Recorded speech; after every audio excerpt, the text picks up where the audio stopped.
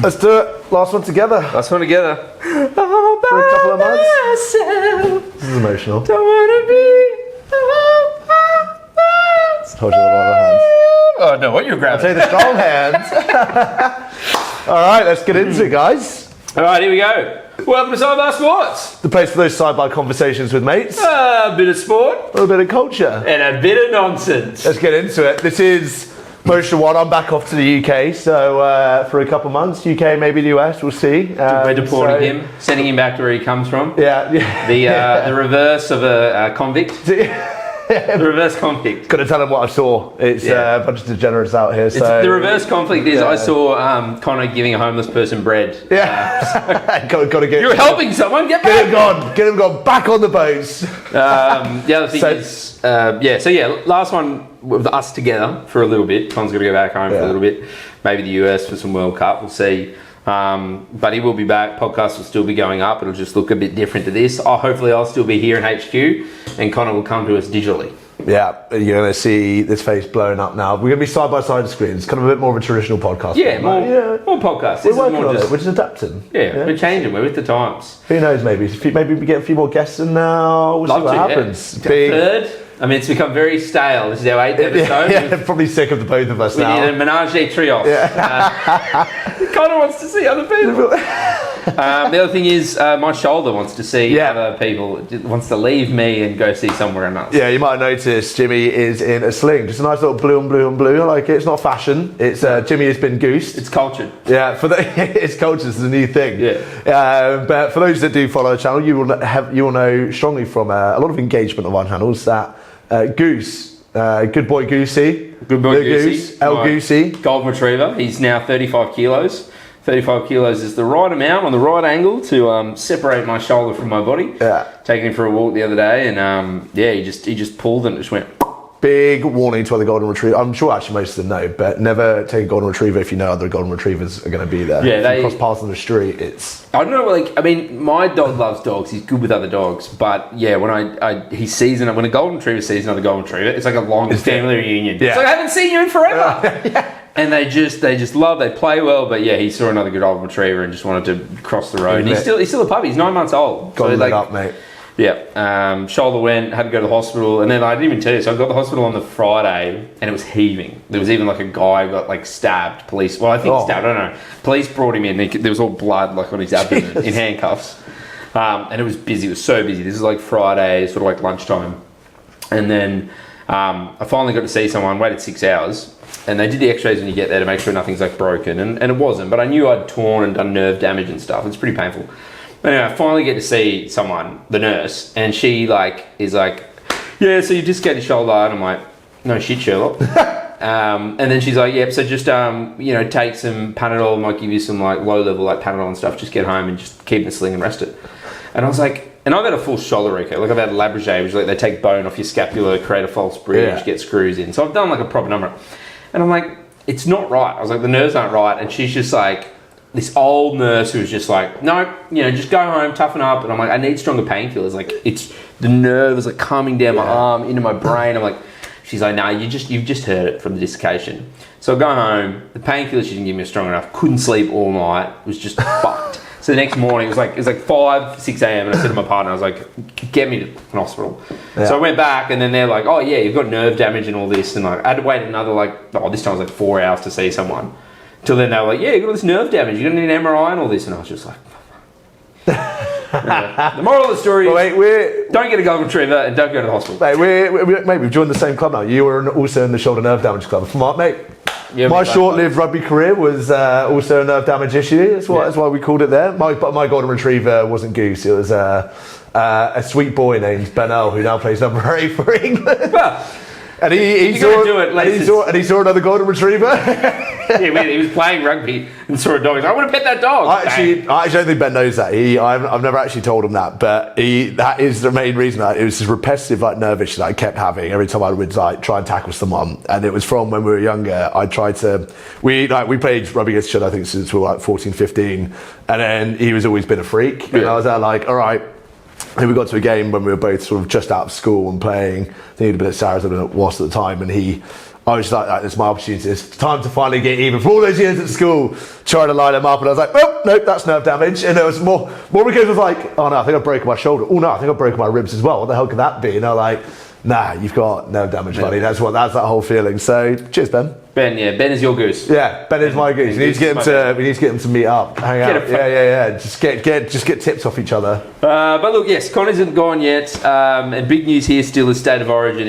We're recording this on a Tuesday night this week. We usually record on a Wednesday. Episode goes out Thursday. I think the episode will still go out Thursday. TBC. We'll obviously put stuff up on the socials. Yeah. But yeah, we can't record tomorrow night because Conor and I are going to State of Origin. We'll be there, baby. Yeah. So State of Origin Eve. This is right now. Yeah. So doing some stuff for Tui's, which I'm really excited for. If you are, again, I don't know when this will go up. If it goes up before State of Origin, then make sure you get down to the locker room outside of a core stadium for you to get a free Tui's from your boy Jim and Con. But yeah, this is your first State of Origin IRL. Yeah, IRL. Yeah. Was here for the games last year. I've been a fan of it remotely from afar for a few years, but yeah, it's been the first one live. We're going to be at the Accor Stadium, aren't we? Yep. So look, it's going to piss down rain. Which won't be fun. This is English rugby league now. This is English rugby. Northern England. Run it straight, man. Yeah, run it straight. Line speed. I want line speed. Just going to be kicks on. Yeah, stay out there on the wing. Floor on the floor. Make it slippery. Put bums up. Yeah, that will be tomorrow night. But the big news is Mitch Moses being out. Yeah. Big loss for the Blues. Ethan Strange coming in. Yeah. This happened last year, and if you remember, I think it was pre-game 2. He injured himself in camp, and Jerome Luai came in. Yes. This year he's injured his hamstring in camp again. This time Ethan Strange comes in. Ethan Strange was on the bench, so he moves into that, and Matt Burton comes onto the bench. Yeah. Do you know how long it's going to be? Is it going to be out a whole series, do we think? I actually can't remember seeing anything today. I think Laurie said in the press conference this morning he won't miss too much football. I don't know what that means. Someone asked him, he won't miss too much football.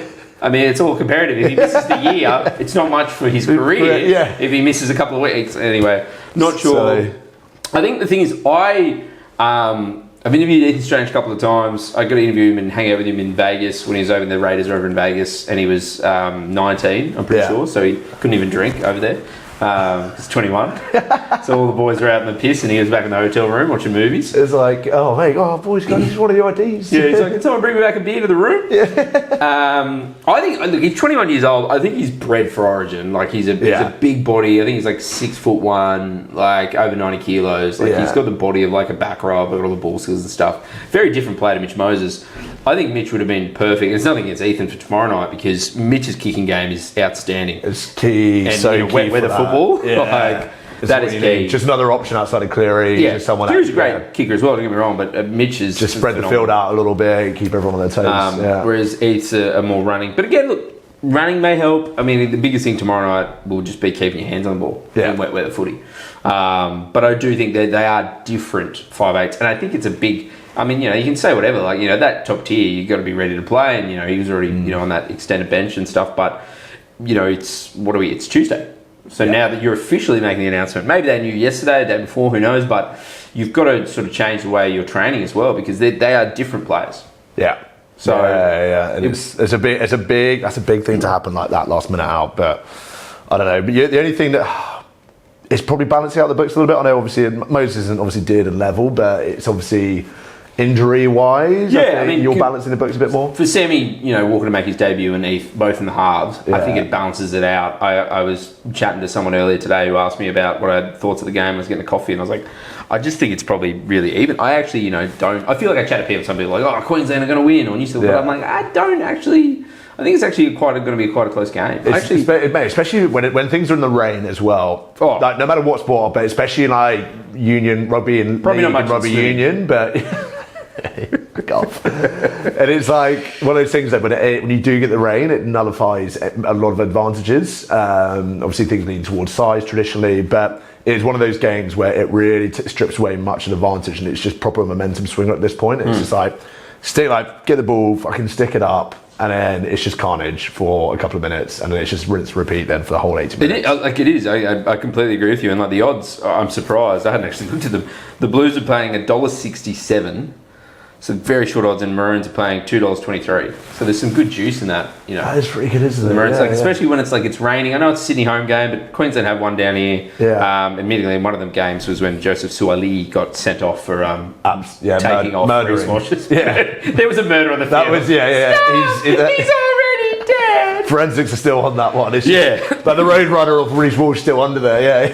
He lost something in that day. So yeah, look, we'll probably talk about it next week, but yeah, really excited to be out there. And I do love getting out wet weather. We'll have some beers, have our ponchos on. Yeah, one of the real fans, isn't it? Yeah. We're one of the fair weather fans. Let's get into it. Yeah, there'll be all the people up in the boxes. We'll have a full-on debrief though. I'll have a full-on Brits debrief on what Origin is like, how that compares to other big matches, rivalries. In the other games I've been to, so more to come on that next week. And then also Andrew Abdo has resigned as the NRL boss. CEO, which big news. He's taking up a Tennis Australia role, which is great for him. Craig Tilley obviously leaving to go over in the US from that role. Fascinating timing though, just to be doing that. Is he off? Is he off now? Or is it just end of the season? Yeah. So he's off now. Peter Bland is so. He's also the CEO of Racing New South Wales. You can't be the CEO of two sport codes. I don't know exactly how it works or why that is. So he's taken some long service leave from racing. So he's taken 4 months off, I think. So he will be the interim CEO for 4 months. I think it'll be his, if he wanted to and he got all the clubs on board, I think he easily could be the CEO. I just question whether he wants to, because I know he loves having the racing and the rugby league stuff. And he kind of runs rugby league from afar. Obviously, Andrew Abdo did do a lot, but it's, Peter Vland's hands are in, finger in every pie, I think the saying is.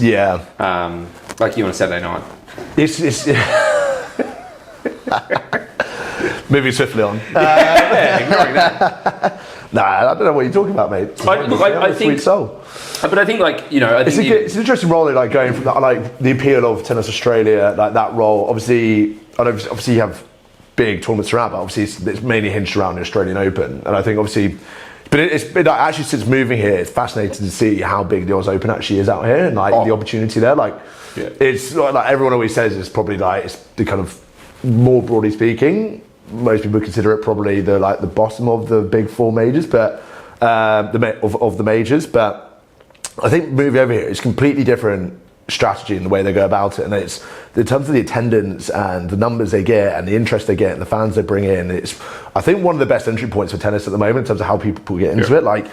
Wimbledon's got the tradition and everything around that. The US Open is massive and it's its own sort of spectacle in its own way. It's very Americanified. And the French Opens, it's kind of almost touches the Wimbledon with the tradition and whatnot as well. But the US Open is just something so different. So I'm intrigued how he's going to come on board and continue to progress that, where he's going to do it, and how is he going to take anything he's learned from Origin and how he's going to try and make it and bring it up, almost try and have it as the upper echelons of one of those majors. It's going to be intriguing.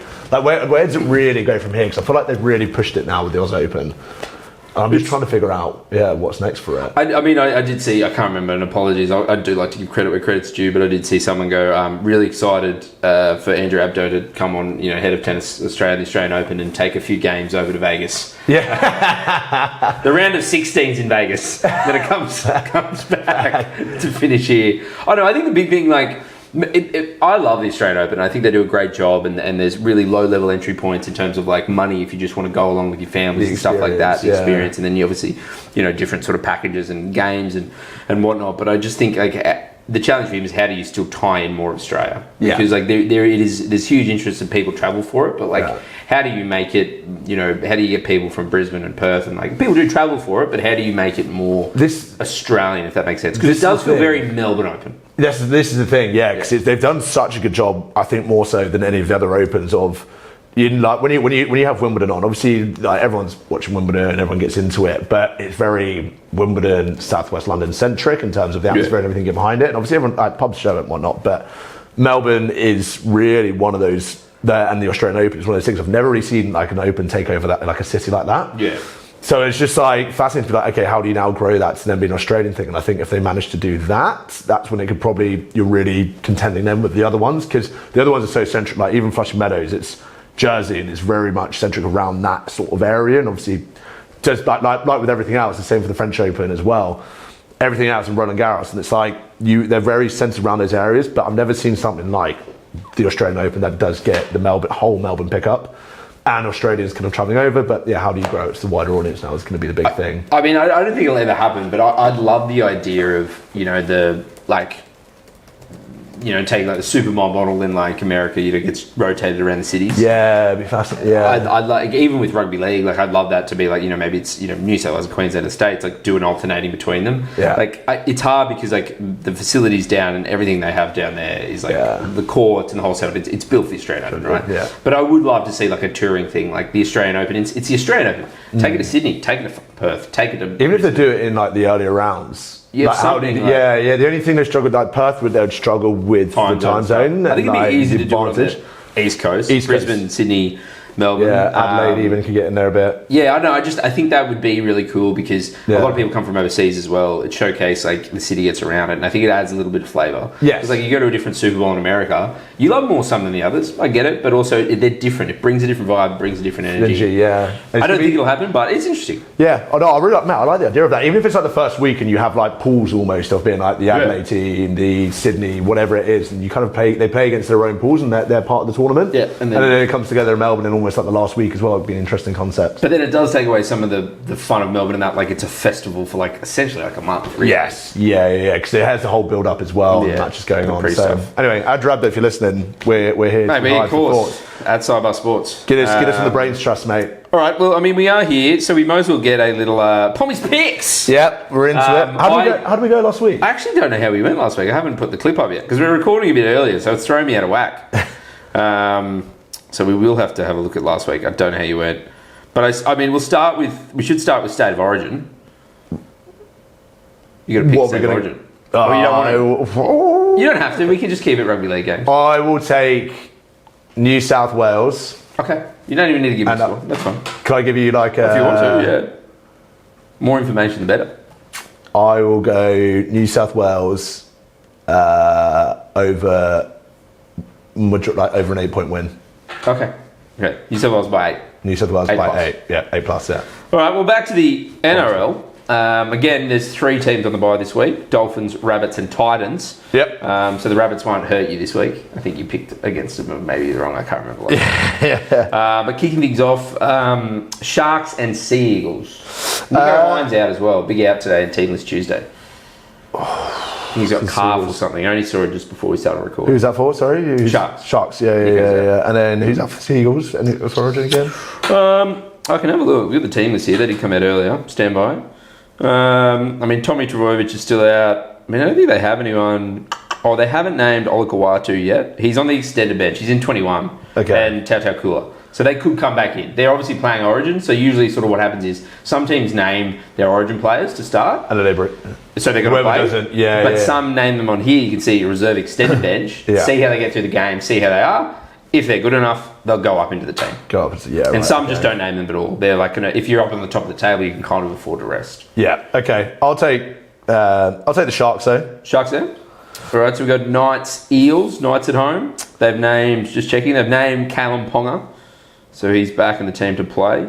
Knights. Big. Obviously no Mitch Moses for the Eels. Yeah, I'll take Knights. Knights, yeah. Next up we have West Tigers and Bulldogs. Tigers. Tigs. Yeah. But you picked the Bulldogs last week and they got up against the Storm. They did. Who are Tigers messing again before I go for 100% commit? No, it's too late. Okay. This is an interesting game. Storm v Eels in Melbourne. Roosters. Yeah, you didn't even. Yeah, they've named Tedesco, Sam Walker. Everyone's been named in that team. I'm pretty sure. I would take Broncos, Dragons. Where are we taking Storm? I'm still on Storm Roosters. I thought you said Roosters. No. No, I think because you said Storm Eels. Oh, sorry. I'll take the Chooks away. Yeah, Chooks away. Broncos, Dragons. Yeah, Broncos. Sorry, Broncos. Dragons. Yeah, sorry, Dragons. Raiders, Cowboys. Ooh, I'll take the Raiders. At home, yeah. Panthers, Warriors. You love your Wars, they're behind you. Do love my Wars. Who? I think Cleary, those Panthers.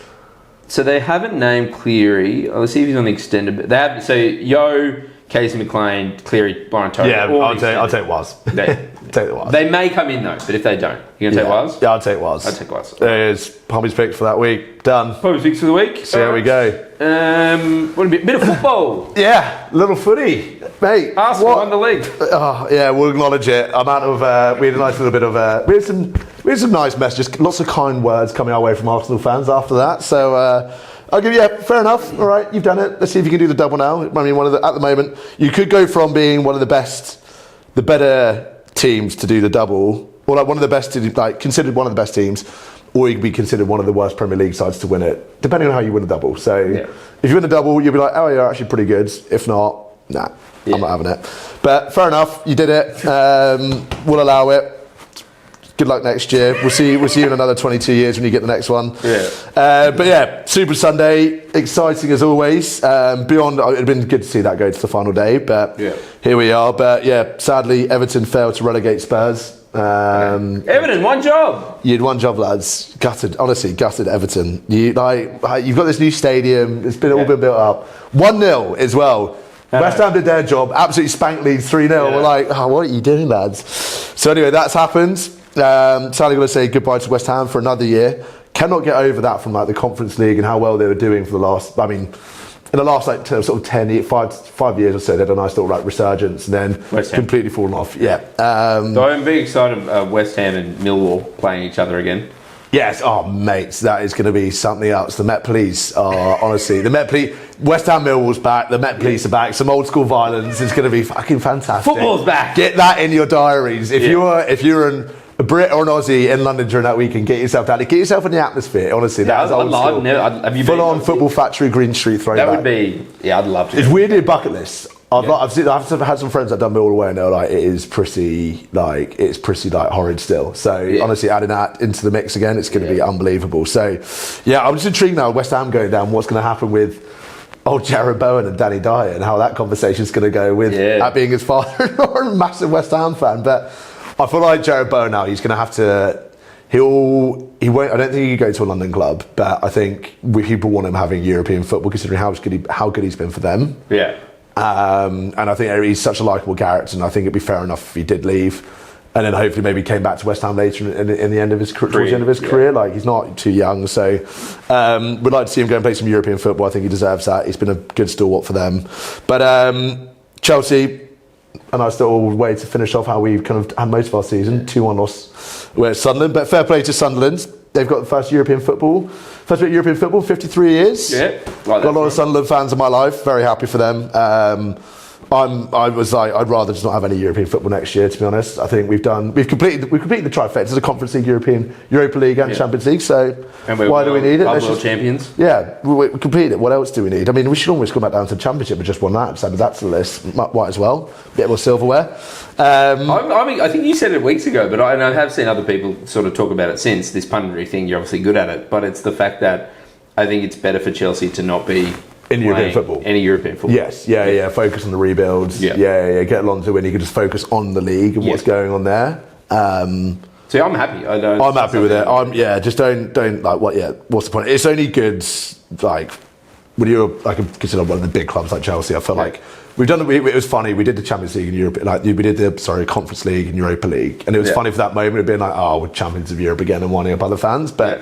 Done it. Let's just focus on the league now. Let's get back to where we should be. Yeah. So anyway, that happened. Well done, Sunderland fans. So what a mental few years for you guys, from League One to Champ to Premier League, staying up, and then now you've got European football. Unbelievable. So looking forward to seeing how that one goes. And then we saw a very hungover Aston Villa side go and beat City. We're in Pep's farewell. Poor Pep. What's going on there? I don't know. Did you see? Did you see all the Villa players putting up updates after the game of? Their players were just as shocked as they were. They were like, Ollie Watkins was like, how on earth have we done that there? Laughing faces. Oh, yeah. And Matty Cash was like, not bad on a hangover, that. Then Mings was there like, don't want to hear anything about sports science or whip recovery in the future. That's so good. Just going in on them, but unbelievable. So, fair play to Villa. What a mental week they've had with getting the winning the Europa. So good for them. So good for their fans. Prince William loving it. Talking about the Claret podcast and honestly, Villa doing well has meant Prince William is absolutely loving it, which means the Royals shares, their stock has gone up as well off the back of him doing well, because everyone likes to see him being a proper Villa fan. Everyone like leans into that. Yeah, good on. I mean, it's not a, I didn't come up with this, but it just would have been great to, like, and I don't know what the laws are around it, but just to skip the King, Charles, and just go straight to William. Yeah, everyone's saying like, I mean, everyone loved the Queen, and then it's just like, William seems like a good Imagine if you actually had, like, the King there doing that. I know it's the Prince, but is there, like, if he was just going in with the Villa fans? Yeah, the King, like, just get there around the fair. I love it. Yeah, good on him. Yeah. Like, you see, like, he was on the phone, he was taking a picture, and someone ringed him, and he was like, nope. Instantly, he's like, nope. Yeah, I'm filming this. Good lad, Wills. Yeah. But moving on then, I think big bit of news. Obviously, I know we knew it was coming for a while. Everyone kind of knew it was coming. One of the worst kept secrets, but Pep's farewell. Had a big farewell at the up in Manchester. Randomly, Michael Jordan was there. We filmed the video. Did you see the video? Yeah. Sorry, you had like a video. Video to say congrats. Talk about golf and and keep it straight or keep it on the fairway or something. I still. And Pep's like, I did not know. He knows who I am. Yes, you did, Pep.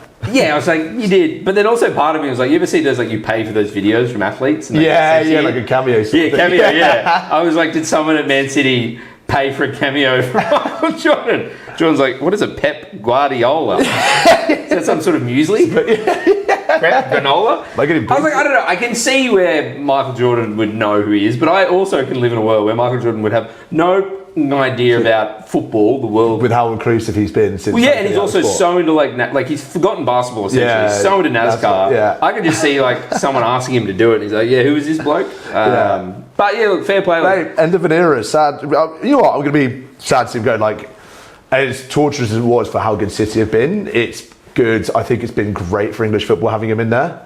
I mean, one of the best managers, probably the best football manager you could probably say now of all time. I mean, you look at, like, I know we're going to, I think, talk about what does he do next. And I am interested to know if he wants to take on anything. But, like, with that Barcelona team, he changed the way sort of they played. Yeah. And then that carried into that Spain team, which won the World Cup. Yeah. And then changed the way Bayern Munich played. And that carried over to the German team, which won the World Cup. Because of those players. I don't necessarily think... he's going to do that for England. No, because Phil Foden's not even making the team. But he has changed leagues, teams, and also I think even though he hasn't coached at a World Cup or managed a World Cup, I think he has had influence there as well. Oh yeah, completely. I mean, you look at the rest of the English teams now and how they structure the teams. He's like the kind of poster boy of how you should set up your teams now. And I don't always like it. I think it's been pretty dire at times to see some of the lower league teams trying to do what Pep does and mid-table sides, and it's kind of can make for fucking incredibly boring matches. I would like to find a balance. I know he's adapted a little bit, especially when Klopp came in and had that unbelievable like attacking style, just all out pace and just running them off the park. And he's found that middle ground a little bit more now. So I think the last 10 years has been good. It's really transitioned English football, and I think the Premier League has gone from strength to strength with him being there. Yeah, I think, I don't know, I can understand why people may not necessarily like him and that style of play, but, I think putting that to the side, you can't argue against the numbers and what he won there, and not just there, like I said, in the Bundesliga, in La Liga as well. Yeah. And, he's had so much influence. He's changed world football, he has. His time at Bayern is despite the success he did have, is probably the mark on his career still, considering he didn't go and win Champions League. So that's an interesting one. But obviously, he did change the way the Bundesliga did. Oh yeah, completely, and he was still incredibly dominant there within the league itself. Some of the way those players played in that team, like I said, you could see the way the German national team played. Was matching sort of that Bayern and those key players in that Bayern team and key players in the German team. So that's what I mean. And how institutional it was to that German team as well. Yeah, I just don't know if he wants to again have a mark on his career in terms of even though there's some phenomenally talented Spain players and young Spanish players. But I just I don't know. I don't know if does he want that, or does he just want to go drink wine somewhere in a nice warmer climate? There is a bit of that. I know he's so interested in other sports. Obviously, he's a massive NBA guy, and how does he go? I think he's kind of already got this sort of performance advisory role now in City still, but that's such a classic. It's almost like the Cleary thing of being okay, that doesn't mean shit, to be honest. He can obviously still be involved with the City group, but he can maybe go away, and he works a lot with Joe Mazzulla with the Celtics, and just does he kind of dip his toe in a few other things and follow some passions. But I feel like with the World Cup being in Spain, in 2030. I know they're co-hosting. I feel like there is a potential way in from him to becoming that coach, and them getting around him and giving him a couple of years, 2 to 3 years or something, to give him a little run in for that tournament. Yeah, because what are we now, 2026? So because they'll want to be, unless, and I like the only other thing, like unless like a Luis Enrique comes in or something like that, but someone that can balance the personalities and control that changing room. And you've got big personalities in there, like with Jamal, probably where he'll be in that sort of period of time. But yeah, and obviously with the core of that team still being very Barcelona driven. I mean, you look at the World Cup squad announcement recently. It's in the first time in years. I don't know how long, but no Real Madrid players in the Spanish squad. What? Mental. Yeah. Blew my mind. I was like, there's more Real Madrid players in the English squad. Yeah. Fucking mental. So Trent Alexander-Arnold should have been there as well, but anyways. Yeah, but I'm intrigued to see where he goes next. I do think he will be there. I think you're right. Like, you could watch this World Cup, watch this team, maybe have like another year of watching it from afar, enjoying your life, having some time away, take a season off, and that will then be 3 years to the World Cup, and that's enough running, I guess, to have with that Spanish team. Yeah. So you could take some time away, see what it is you want to do, look at it from afar, and be like, is this something I want to take on? But you're right. I think that if he was to win a World Cup with Spain while it's co-hosting in 2030, it's all over. That's the greatest.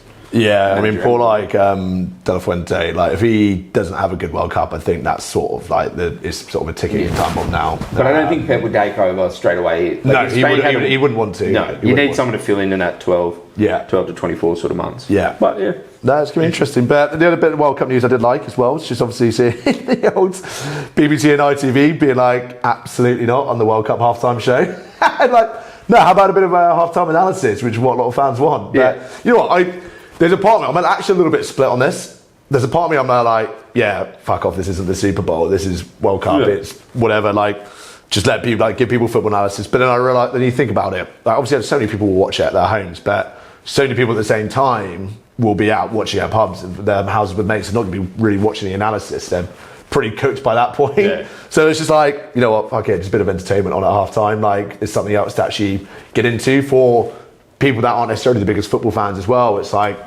it's like the NFL. It's like when people always talk about the halftime show, and that brings in a whole new audience. So I get why FIFA are doing it. I think it's clever in that sense, but I do also like how the fact that BBC and ITV are like, no, we're just going to give you some good analysis. Keep football to football. It's funny, I thought the same thing. Like, I'm kind of half in, half out. Glass half full, glass half empty. I can definitely see sort of both camps. But what I really think is, the halftime show is such an NFL thing now, right? It's owned by Apple Music. It's a performance. Like when I went, the last couple of years, it's not a great performance if you're there. I'll be honest, because the stage and everything is set up for film, like for TV. You're doing like him going through the grass and everything, and all the little different setups. Bad bonito.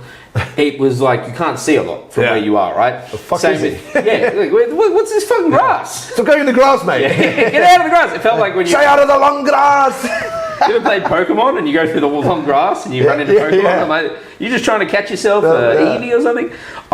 But then even like Kendrick, he had, I don't know if you remember, it was like the PlayStation. It was like the X, the square, the triangle, and the circle. And that was sort of like, again, he was playing to the camera. So I think it's not a great thing, but I also think the NFL owns that space. If you look at like the AFL here, like they do a pre-game entertainment. Yeah, so I think that Snoop Dogg one I admit was sick to watch live. That was awesome. So I think like you should be doing like, if you really want to lean into the entertainment, and again to your point of like there are other people watching the game that aren't massively into it, that do want a bit of entertainment. Yeah. I think NFL own the halftime thing, it just is what it is at this point. Yeah. Do a pre-game. Do a pre-game, the casual fan can watch it and go, oh my god, an artist doing something cool, and then again, the game is still the game, there's still again halftime analysis of what it is. Because I think that's like, I don't know, I've watched it, I love the AFL Grand Final, I've been down there and again, pre-game's great, everyone watches it, now we're in for sport. Yes. I think the NFL is just owning that space now. I can see them going not for it, but I'm like, just move the start there. It might, to be honest, it might just end up being a one-time thing with it being in the US. That's what just like, it's just like a little gimmick. Like, it's like, oh, it's their culture, whatever. Like, however you might go to another place and like lean into their culture. Like, maybe, does it happen again? Swing. I also thought the other one is like swing the other way. Do it at the end of the game. Present the team. You get your medals and stuff. And then you come in, it's a big party on the field. Yeah. You know what I mean? Like the players can get up on the stage, they can run around, like let players on. Yeah. Imagine if you fucking lost that though. Get the fuck out. Who's playing it? Do you know who's playing it yet? I don't know. I think Future's doing the pre-game. Who is the halftime? Can you Google it? I've got to find a halftime. Because I know Future's doing a game in Atlanta, and I'm like, that's pretty cool. I actually rate that. but I think that's like one of the first games. Apparently Madonna, Shakira and BTS will co-headline the first ever World Cup final halftime show. Oh, that is awful. Madonna, get the fuck out of my face. Yeah. You're asking for trouble. Fights to that, yeah. Oh Christ, that'd be Shakira as well. I mean, at least Shakira has a bit of connection to football culture. Like that would be cool seeing her do some of the stuff at halftime or live, the World Cup songs, the iconic ones. That'd be pretty sick. But I'm not sure. It feels like too. Like I don't love that as well. Like there's three totally different, and I get it. It's the World Cup, but it also feels like you're trying to square peg around how you got Madonna, an older American, and then you've got pop thing.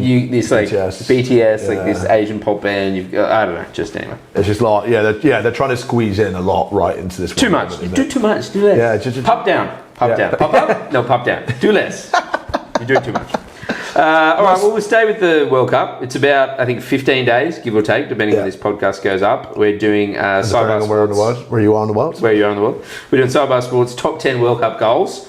Again, there's no particular order, just us picking our favourite goals. What are we up to? Are these... We've got 2 more next week? Yeah, we've got 2 more next week. I think that's it. That's it. Yeah. This is our 4th one each. Do you want to kick off? Who you got? Yep, I will start off with... I thought this was a Euros because I remember it being Germany-Spain, but I was like, shit, no, that was actually a World Cup match.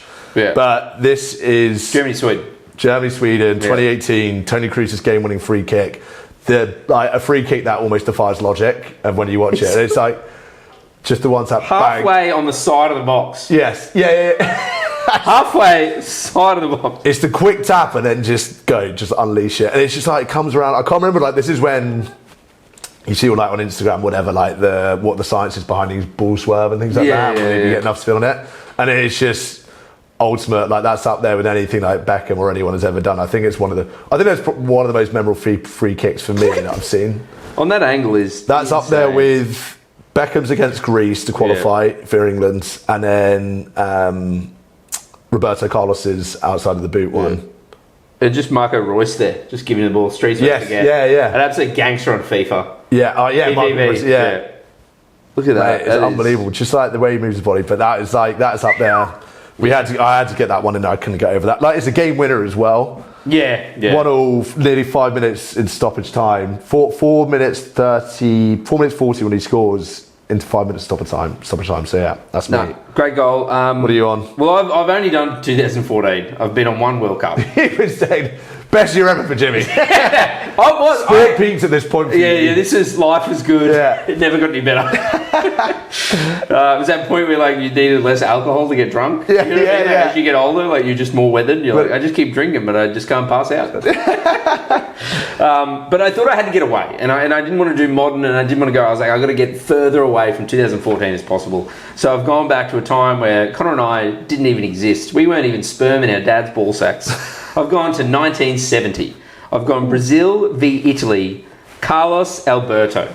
Now this is, I don't remember this. This strike is considered by many football fans as the goal, or like a perfect goal. It's he's one of the greatest fullbacks in the history of the game. He was a captain of that Brazil team, a phenomenal team. I think 7 players were involved. There's 9 passes in the lead-up play as well, showcasing, again, some of the best work. I've got it here, Conor. I mean, you've watched it recently. That's very Trumpish of you, the for a second. He was the captain of the Brazilian team. And that was the team. Very great. One of the great teams. I watched this game. I was there. I said to him, Roberto, you need to score this goal. You could be a great man and do great things for Brazil. You're a great fullback. You could play fullback. One of the greatest fullbacks. Watch this. This is unreal. This is a bit of tiki-taki before Pep. Yeah, this is the vintage Brazilian sides. And it is. This is peak Look Brazil. At this. Yeah. That is a fucking screamer. Some of that. That is a screamer. It's like enough of this pass around shit. Yeah, this is like just whack it. Just like this. This is a FIFA goal. Yeah. Where like you were running in, you're holding sprint, and then you're just holding down thunder cunt. Holding down circle. I mean, this is absolute filth. Look at this. Bang! Yeah. Nothing you can do about it. Absolutely love it. 1970. What a time. Imagine the drugs then. That would have been unbelievable. Oh, it would have been great to be a Brazilian. Yeah, a little layup, I think, from the GOAT there as well himself. Old Pele, yeah, Pele. Yeah. There he is. Saw that clip from, was it like Chris Broussard or someone? like in the US, and he's like saying about growing up. He's like, "What's your favorite World Cup?" Oh my god, yeah. And he was Pele, watching Pele. And he was like, one. Yeah. when Pele's last World Cup season. Yeah, it was one. Yeah, exactly. He's like, I remember there sitting there with my grandfather watching Pele. I don't remember. What's the earliest memory you have? Mine would probably be like 6. Maybe 5, 6? 5, yeah. I'm thinking like 5, the way 6, but you get glimpses, and if it's actually that. Glimpses, yeah. The reason I can remember that is like I think of birthday cakes. And I think it was my 6th birthday cake was like a racetrack with cars on it. Yeah. And I try to remember my other birthday cakes, and I can't remember them. Mum says she had a birthday for me, but then partly maybe she didn't. Yeah. yeah, you had a first birthday. Gaslighting son of a bitch. Yeah. Mum's gaslighting me. Yeah, so you had 1, 2, 3. Yeah, so I'm like, you don't remember watching Pele when you were And it's like, and you connect stuff of like, you thinking you watched it, and then you connect it to another TV moment that you saw, and it's like, what is it? Every memory is the last time you remembered something. Yeah. That's what it is, and that's why it kind of comes to you. Yeah. I don't begrudge people, like, in any sport. If you love a sport and you want to go back and watch old tape and watch old highlights, like, I always say that for, like, young people I meet who, like, so, like, LeBron. And I love LeBron. I think he's a phenomenally talented person. But to me, the GOAT is Michael Jordan. Yes. So I'm like, go back and watch Michael Jordan. I think you can be like, I wasn't alive, or I was very young and I can't remember. You can have recency bias, Yeah, whatever. you can watch tape, but say you watch tape. Yes. Don't be like, don't be that fucking guy. Yeah, don't like you were born in 2000, so you're 26 now. Don't be like, I remember watching Jordan in the 90s. Yeah. No, you don't. You weren't born. Yeah. Don't fucking lie. Yeah, it's like Jack Nicklaus, man. It was just like, mate, pack it in. But yeah, that was outrageous. That was an outrageous comment. Yeah, no. Merritt, you guys should stop. You're not helping yourself with the credibility of being football and soccer fans. Soccer fans, yeah. Look, moving to some other sports. We're gonna have another little AFL talk with our boy Bundy Christensen. Yeah.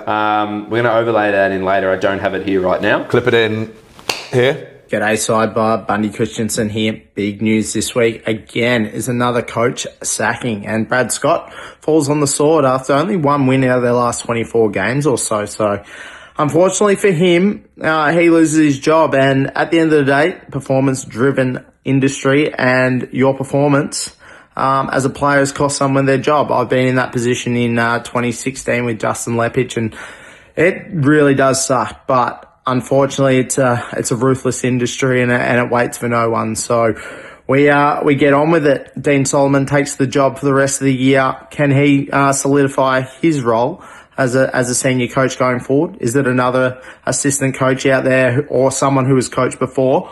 Or do we get the massive redemption arc of James Hird? A lot of noise around that. He's put his hands up for it. We'll see. Hopefully, as a former diehard Essendon supporter, we find out very soon. Hey, go you Queenslanders. Thanks, Alan. And then moving on. He's probably wearing a hoodie or something. Witness protection. Witness protection again. Yeah, paid his ransom. Help. Yeah. But the other thing I wanted to chat about, which Bun talked about last week, was Scott Pendlebury. And congratulations for the record-breaking 433 games. Now, this is recording, we're recording Tuesday night here in Australia. Currently, Scott Pendlebury jersey, signed, match-worn, signed jersey, and shorts, if you're a weirdo.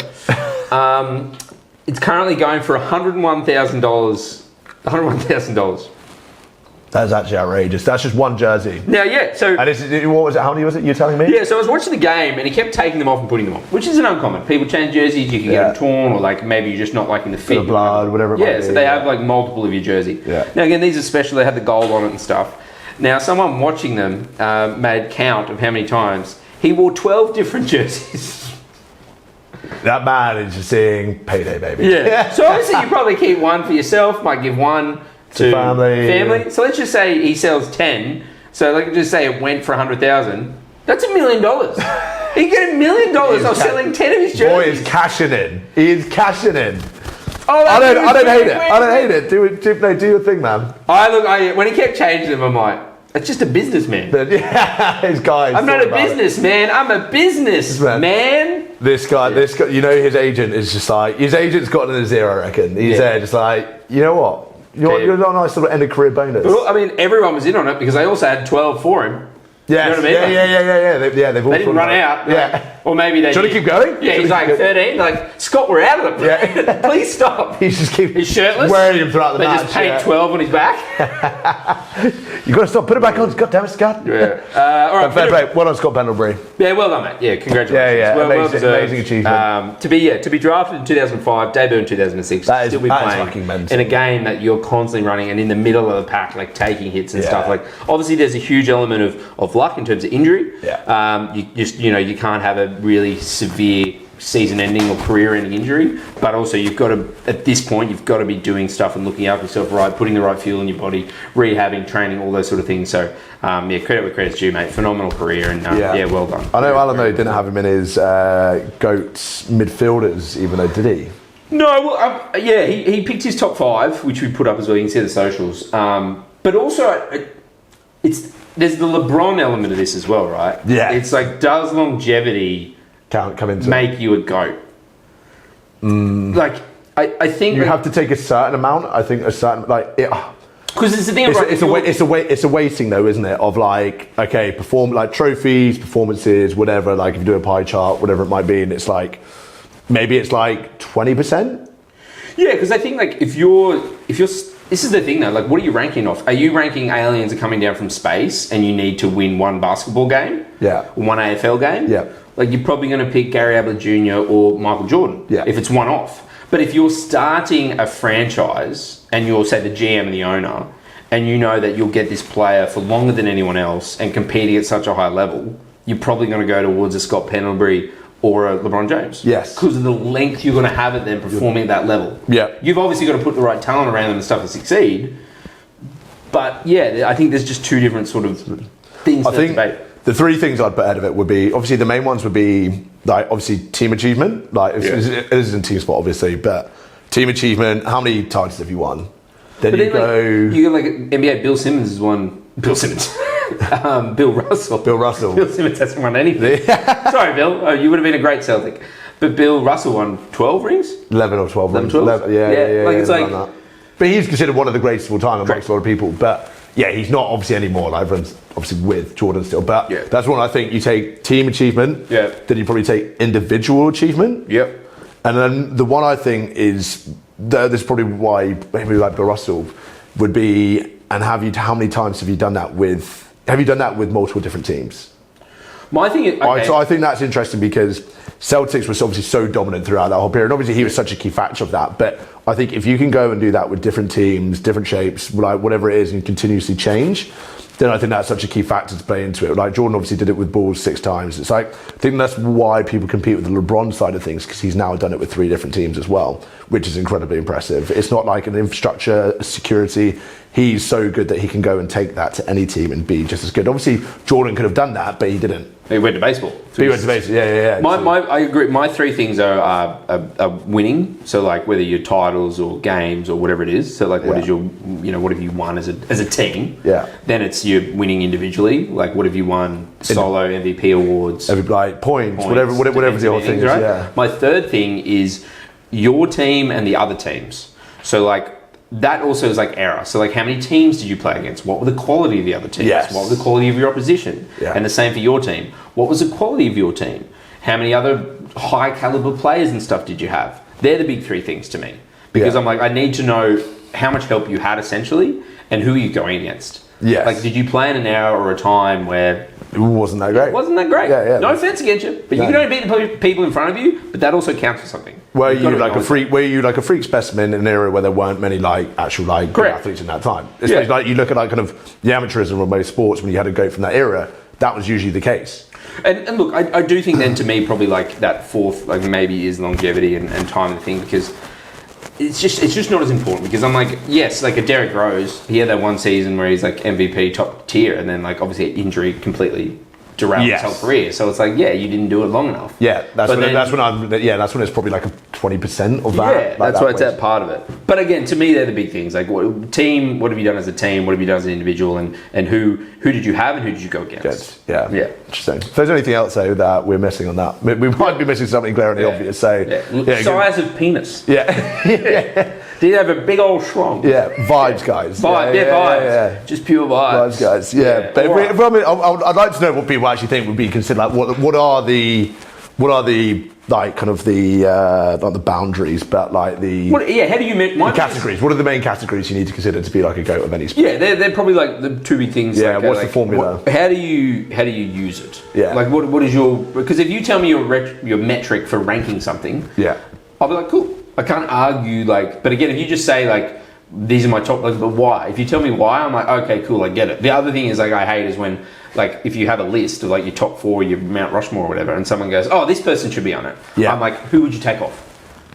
Yes. You know what I mean? Like, Yeah, I need to know your switch. You can't just be like, I don't agree with your top 5. Okay, you want to put this person in, but why? Like, who are you taking off? People do that all the time. They go, put this person on. This is that whole thing of like when we had like a lot of back and forth with it of like eras, especially like you get this massively in boxing of like who were they going against? Like they might have that many titles like you get now, but it's like the USIC argument, or whatever. We haven't done this European side of it yet, but it's like the British argument of like the Fury versus like a Lennox Lewis of like the era he was like Lennox Lewis was in was so many big gun heavyweights. And it was just like the golden era of it and what he achieved. That's why like, you've just got to take those little bits into consideration, like you were saying. So, we could go on this all. We go all day. That's a big old sidebar chat. Yeah, sidebar. See, that is a big old sidebar chat. Sidebar is a podcast of sidebars. But we should move on to a little bit of rugby union. Just wanted to touch on it, but Champions Cup and Challenge Cup finals, European Cup finals took place over the weekends.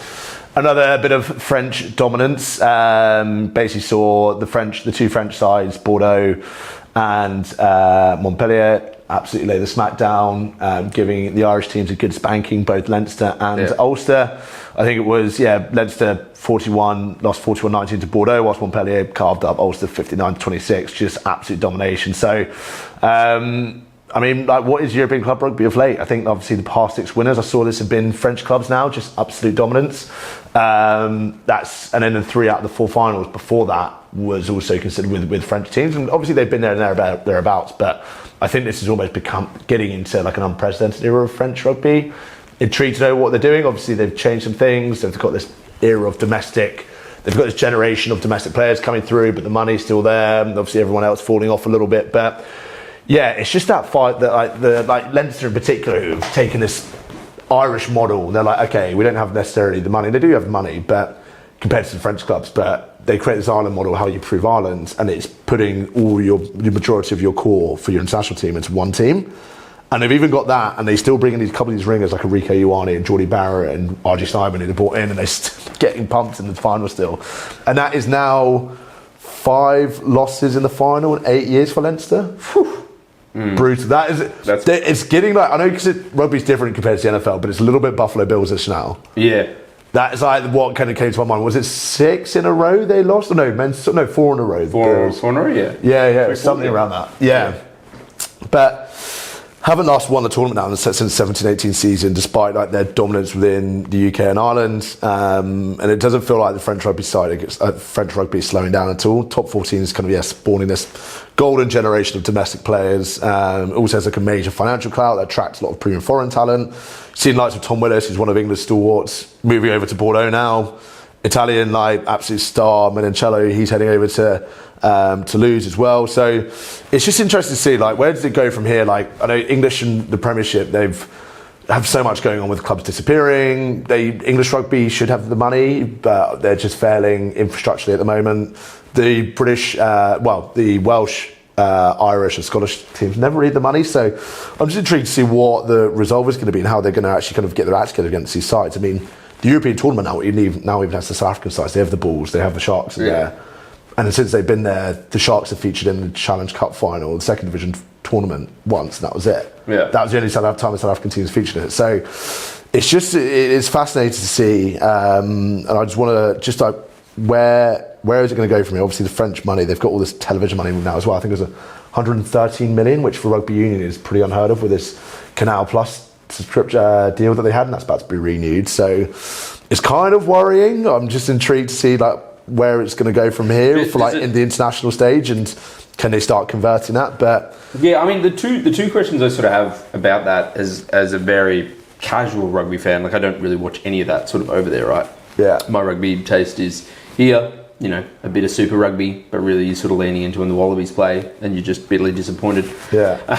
But my two questions for French Rugby are for you. Is the first one is like, does French Rugby just become like its sort of own tier? Like it's sort of the top tier of rugby, and then everything is just like a tier below, essentially. Is that where it goes to?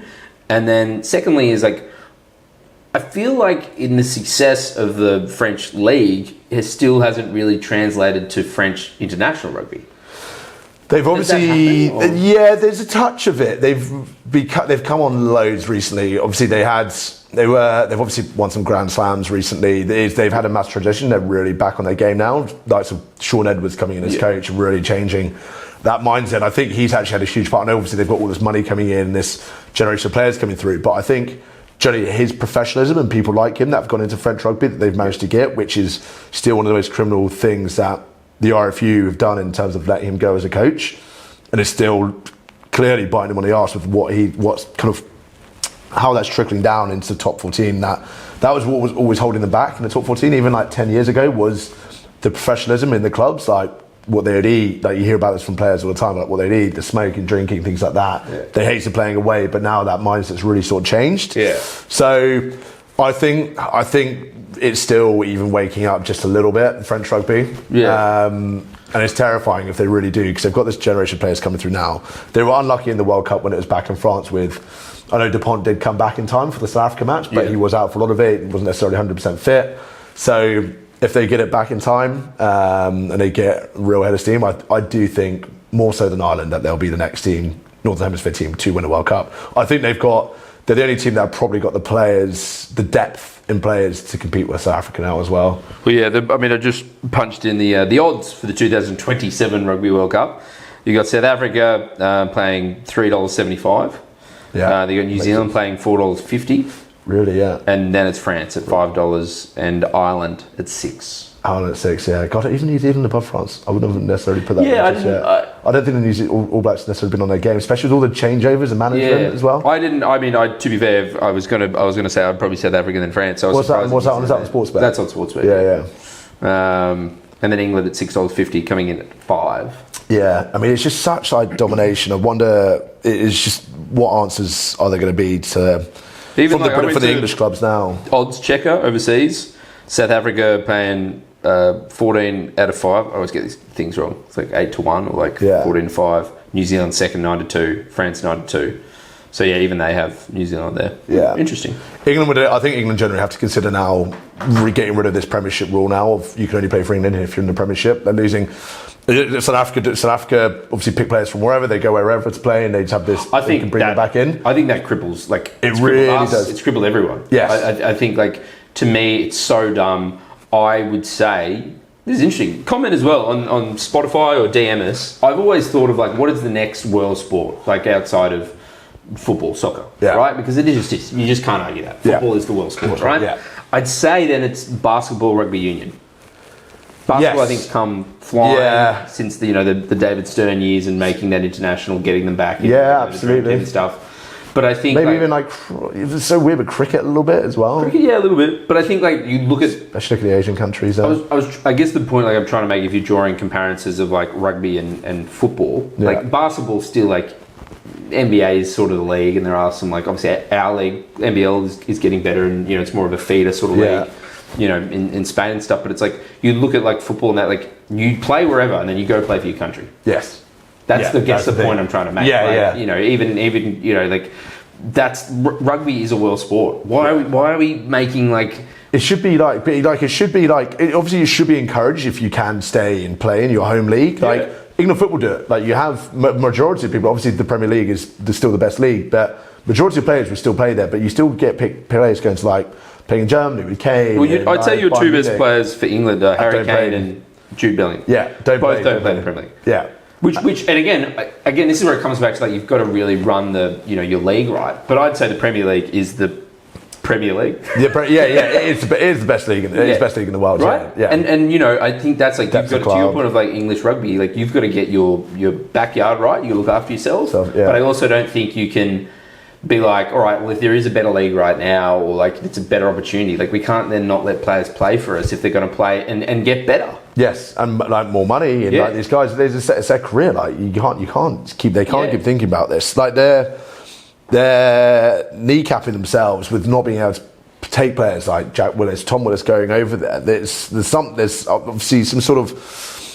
There is a clear issue there if these players are willingly sacrificing playing for England and going to the World Cup and selecting their clubs over it. So you have to rethink the model. You can't keep having this like sort of like this tunnel vision about it has to be all English rugby, be able to control it. It has to. You have to evolve. Like evolve or die. Like, yeah, you will, because you'll go behind. Like even that whole thing with like Matt Giddo, like he was one of our best players, and we weren't picking him and then there was a Matt Giddo rule with like how many caps you could play for the Wallabies, and it's like. I don't think you begrudge a guy for like looking after himself and his family for taking money if we're going from French and lifestyle and everything, right? It's not, yes, the money helps, but like I think that's I've spoken to I remember chatting to Wendell Saylor about it, and he was like the biggest difference. He said, I love going to Vegas. Surprise, Wendell Saylor loves going to Vegas, but he's like playing for like Queensland and Australia. I was just a big black guy over there. Yeah. But it's like going over for a Wallaby, people would come up and go, you're a Wallaby. And then it's playing overseas. That's a draw card. You can't begrudge people for wanting to experience life. Yeah. How many people want to move? You're here. You live, over there. You're living in Sydney now. Like, don't let... It's a global game. People want to travel the world. You got 10 years, if you're lucky, 15 years if you're really lucky to go and do it. So why not? Yeah, money might be better, but like, don't let these people like... stop living their lives, and then if it affects your ability to play for your country and then compete at the highest level. Yeah, if someone is playing well, they're playing well. It doesn't matter where they are. Like you look at the South African team, like you can't not look at what they've done with their players playing literally all over the world, in fucking Japan, in France, in the UK, in the Celtic League as well. And it's just like you can't not take that model and then see how dominant they've been. And we just said back-to-back World Cups, they're literally favourites. They're still so dominant. It's like.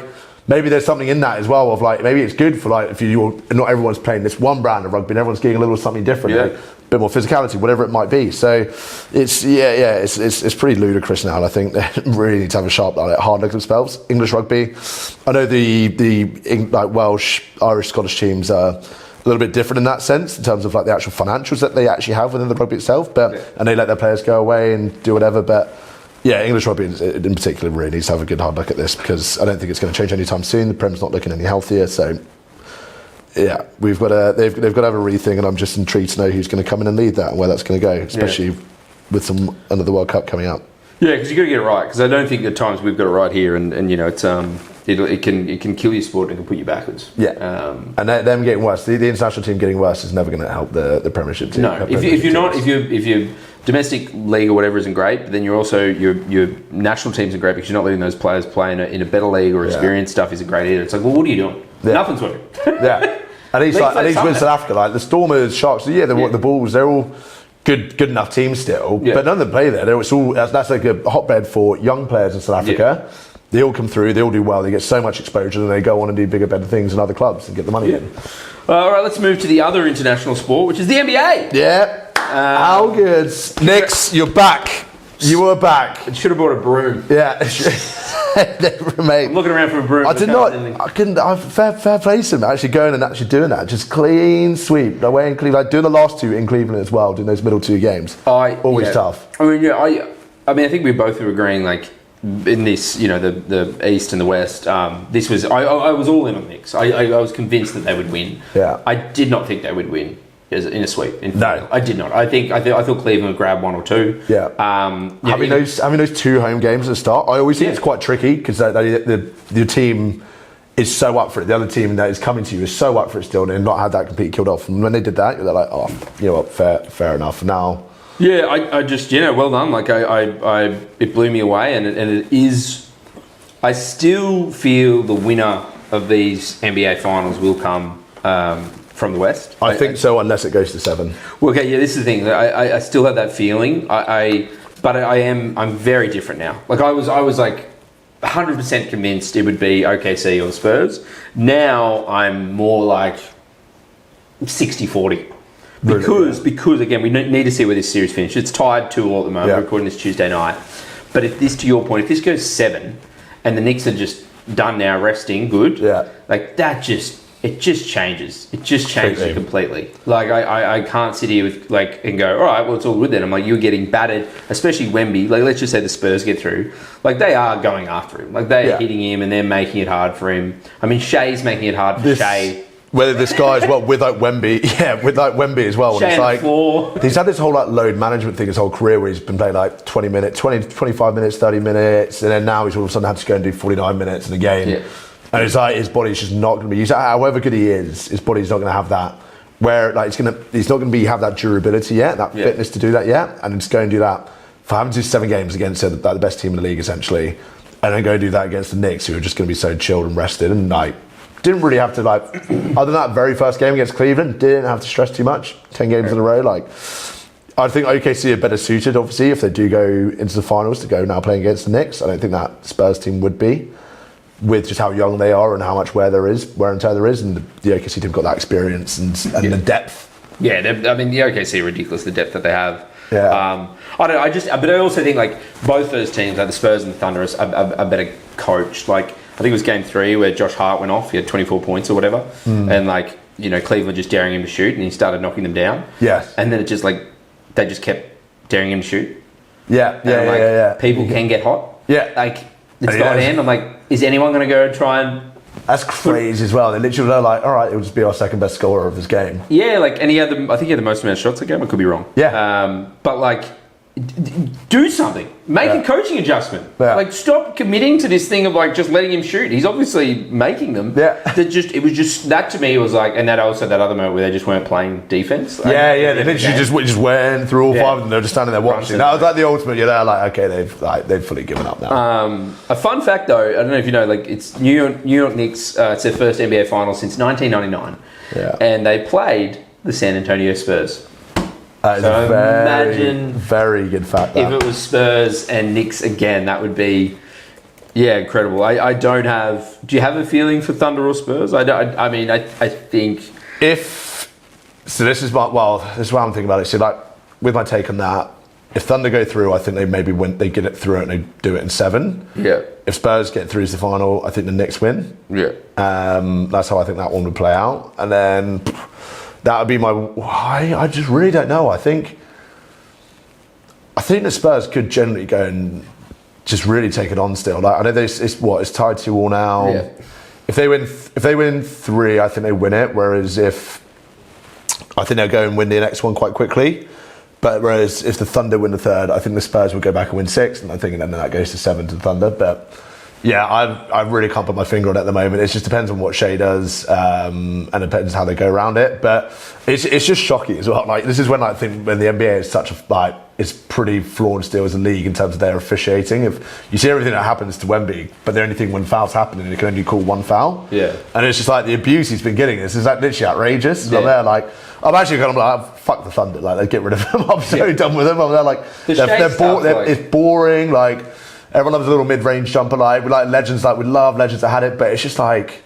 It's just like no, there isn't just much character to what they do, and it's just like you've kind of cheated the system. And I know the Spurs did tanking a little bit as well, but yeah, I don't know. I mean, they're very deep. The Shea thing bothers me because like someone put a highlights up of him at at the Clippers, and he wasn't like doing that at all. Like it was a highlights package of him going up and dunking, getting up and like landing and like moving. Like it's something that he has made a conscious decision to do this now. Yeah. One of the fouls that got called, like I can't remember who it was. He literally lands and goes. And it was like his foul. It was I really hope they kind of trying to start get rid of that. But I know that he does for how many times he fought foul. I think it was in the last game he did only actually go to the free throw line like 3 times or something. So they are getting better with it.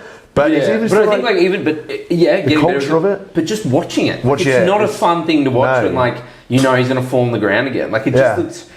Don't do it. Yeah. Looks a bit like shit. I'm enjoying it for while we've got it. I'm loving it. There's some great basketball though. Like even the Knicks sweeping. Like I don't know. I saw Knicks to the finals, bringing some goodness back to the Dolan name. Old James Dolan, Knicks owner. He's back. He's not back as there. bad if you didn't know. Yeah. They look the same. For a while, it was actually tricky but every time I've actually had a history of going to New York. Yeah. When I went before, I actually got like a little look from the guy. Do you have an American passport? Yeah. And they were like, any relation? And it was like fucking good because this is when like he's been for the last 15, 20 years, been hated. a terrible, hated owner. Yeah. Not terrible, but hated, I get, more so. Just decision making he's done, some of the shit he's pulled at the MSG. Yeah. And I was there just like, oh, not a great last name to have in New York anymore, but nah, we're good. We're going back, baby. He's taken a much bigger backseat now. Yeah, he has. Someone has been like. He's done some he's made some strong decisions, like when he got rid of Tibbs and the coaching side of things, and he started to make, I think, they smarter decisions now and more ruthless decisions. But beforehand, it seemed a bit more rash. But now I feel like it's just like you said, take a bit more of a backseat. I think you look at this team, everyone's got some minutes throughout the season, and Mike Brown I think's been great for them. But I saw people saying Tibbs would have just. What he was like, running up minutes for his starting five. Yeah. I don't think, again, he wouldn't have made this team get to this point. So I think it is a good call to get rid of Tibbs and bring in Mike Brown. I think it's been really good. How lucky we are. What a series we're having. I know. All right, I think that's sort of it. We could move, we're at an hour 10. Do you want to keep going and push through Culturally Uncultured? Or do you want to end this and we can do another episode of Culturally Uncultured? How are you feeling? Do we want to finish with some questions then? Yeah, we've got some questions. We can save that culture and culture. Because the one we do want to do is, Jimmy and I have been discussing, off the back of Off Campus, is we want to do a little sports draft of the best TV sports dramas of all time. So we may make that a little bonus episode. So we'll move to your questions, because we do love your questions. Yeah. All right, first one here. Would you rather win one premiership, flag, ring, league, whatever it is, as the star player, or 6 as a bench player? Oh, I'd take 1. I'm thinking post-career, if you're a star player, even if you don't win anything, right? Do you either want to be... You're a legend, like Camilo Anthony. He didn't win a chip. He didn't win a ring. Would you rather win one chip, though, as a player? A star player, though. That's the thing. Yeah. But this is would you rather be... This in my head, it's would you rather be Giannis or Steve Kerr? That's where I've gone to with that. Yeah, I do like Steve. I like Steve. I love Steve Kerr. He is genuinely a legend. For people that know sport and know ball, he's got 11 in that total now with stuff with the Warriors and coaching. Bulls, San Antonio, and Golden State. Yeah, and it's there he's a legit legend. But in terms of name, if you do it as a star player, you're a certified. I'm going to go 6 as the bench player because I think in my time in sports, for the bench players I've interviewed and been around, they have more fun. They do. This is a bit of a Blue Mountain State logic with you. Yes. You don't have to train as hard and you don't have the pressure on you. So do you think they're enjoying it more than the star players? 100%. Yeah. And also whoever this person is or it's us, you got 6. It's not like you won 1 on the bench. You got 6. So you've been around 6 teams that have done well. So you've partied, you've celebrated. I think there's less pressure. I'll be the 6th guy on the bench. The 6th guy on the bench. Yeah, okay. 6 rings and bench player. Just enjoying life. I like it. Mix it up. Organising that. I get the aux cord. Yeah. I'm picking the music. I've got budgie smugglers for everyone. Yeah. I'm just a fun guy. I like the vibes, guy. It's the whole Blue Mountain State vibe. Yeah. This is the thing. 6 as a bench player. If you're getting legit minutes in that still, coming on, whatever, contributing. Just contribute. Yeah, if you're contributing, if you're being Steve Kerr, you knock some knockdown threes. Yeah. You're not integral, but you're still important. Yeah, exactly. You could have a moment, right? You could be the bench guy, and you knock down a 3 to win a game in the NBA Finals. You're not the star, but you still have a moment. People go, you remember that? It was an NBA, Danny Green, who had it with the Toronto Raptors and people like that. Mike Miller with the Heat. Remember he shot that game and his shoe fell off? It's just things like that when people do it, you do make you have a quite cool cult career. You kind of a bit of a cult player, don't you? Yeah, I see what you're thinking. I think in terms of stardom, you automatically, I think if you're a star player, say one of the best in the league, and then you get a chip, then you automatically consider you go into the top 50 of all time. Yeah, I can see that. But I think we got a question on there about England's starting 11. I think we saved that for a bit closer to the World Cup. Conor, what's your starting 11 for England? We'll get it a bit closer. And we've covered the bucket down at Origin as well. It was one about reigning at Origin. It doesn't help Queensland New South Wales. I think it's just a flip of the coin. Yeah, I think it's a flip of the coin. And then I think we didn't answer it because it got cut off, and someone asked it again. If you were forced to compete at the Olympics, what sport would you have the best chance of competing in? Yeah, what did we actually answer that again? We did answer it, but it was on the podcast where the end got cut off. Oh, okay. So someone asked it again. Conor and I did have a big talk about it. I think we went with walking, didn't we? No, I don't think we did. Did we? I think we went. We had. It depends which Olympics, but we had. You went ice skating from the guy that. That's right. Because ice skating, Stephen Bradbury in Australia, everyone fell down, so he won. Yeah. So we're talking about like what could you compete a medal at? So I'm like, in that you've just got to hope everyone else falls, and you've just got to stay upright. Yes. Yeah. So I'm like, that would be one to medal in, because walking we were like could be pretty hard. I need something where you don't need a shoulder. Well, I think. Yeah. So ice skating, walking, I think curling. Curling, yeah, give me in there. Although it's so hard. The Knicks would be good at it. I think one of the ones I was saying was like was that I know it's ridiculously hard. They are some of the most impressive athletes, but the climbing, but how quickly they go up, and I feel like you see them fall so many times. I'm there like slow and steady. Someone falls off. Yeah. So that's what I was thinking with that one. But it's like, man, how much can you ride your luck with that? Because they are so good. But they're like, yeah, just take it slow and easy. Just hope that they fuck it up. Get some rainy conditions in there. Yeah. How quick do you really want to go, mate? Yeah. Golf. I mean, golf would be fun.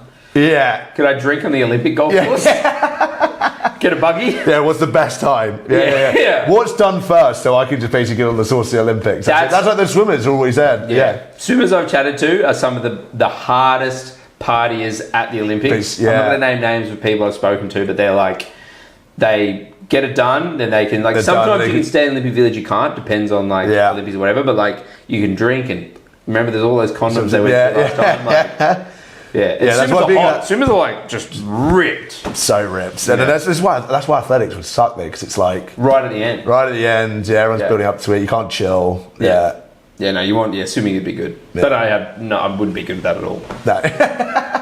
Bring in bowls, mate. Yeah, lawn bowls. Bring in lawn bowls. Brisbane 2032. Bring in the lawn bowls. Yeah, and a beer in one hand. Barefoot. Lawn bowls in the other. Dart in the mouth. All right, we'll wrap it up here. We will come back. There'll be a bonus episode. Keep an eye out for it. Where Conor and I are going to do our draft of best sports TV dramas. We may even do a little chat about Dom Dollar as well, that got announced at Marvel Stadium. So this is it for the sports. We're going to come back with a bonus episode of Culturally Uncultured. Cheers for joining, guys. That's us. All right.